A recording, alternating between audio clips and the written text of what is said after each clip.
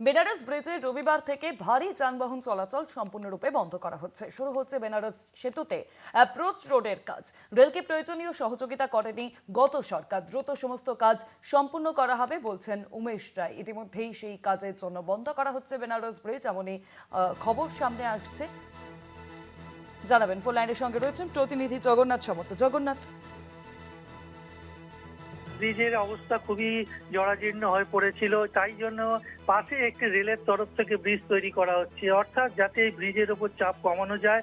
এই ব্রিজটিকে নতুন করে আবার তৈরি করে যান চলাচলের জন্য করা যাবে। রবিবার থেকে যেটা জানাচ্ছে হাওড়া সিটি পুলিশের তরফ থেকে ট্রাফিক বিভাগ এবং বিজেপির মন্ত্রী উমেশ রায় যেটা বললেন যে রবিবার থেকে যান চলাচল অর্থাৎ হালকা যান চলাচল চলবে, যেখানে টোটো, অটো, বাইক এইসব যান চলাচল করবে। বাকি যে ভারী যান সেটা চলাচল বন্ধ রাখা হবে। ব্রিজের কাজ হবে। ব্রিজের সত্যি পাশে যে ব্রিজটা হচ্ছে রেলের তরফ থেকে প্রায় অনেকটাই হয়ে গেছে।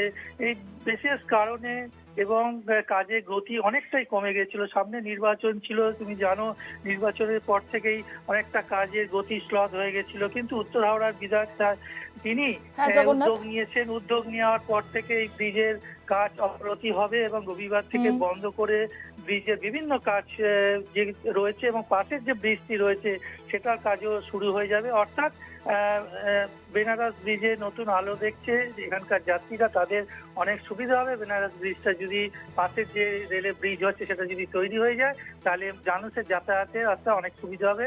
কিন্তু রবিবার থেকে ভারী যান চলাচল ধন্যবাদ বন্ধ। তোমায় জগন্নাথ। ফোন লাইনের সঙ্গে ছিলেন প্রতিনিধি জগন্নাথ সামন্ত।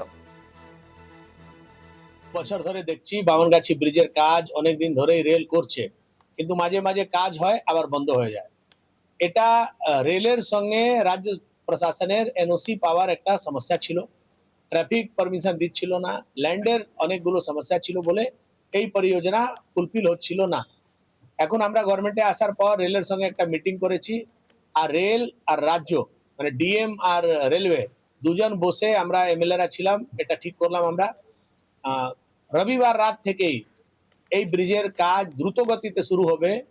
ছোট গাড়ি, অটো, ফোর হুইলার, মোটরসাইকেল 2 মাস পর্যন্ত চলবে। 2 মাসের মধ্যে এই কাজ ম্যাক্সিমাম 80% কাজ হয়ে যাবে।